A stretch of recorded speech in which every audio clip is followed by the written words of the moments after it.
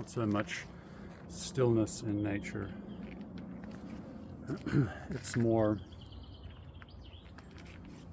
in the space between every single rhythm, every single vibration,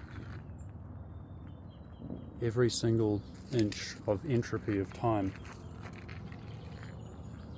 Between all of the different musical notes, there is a space that is open,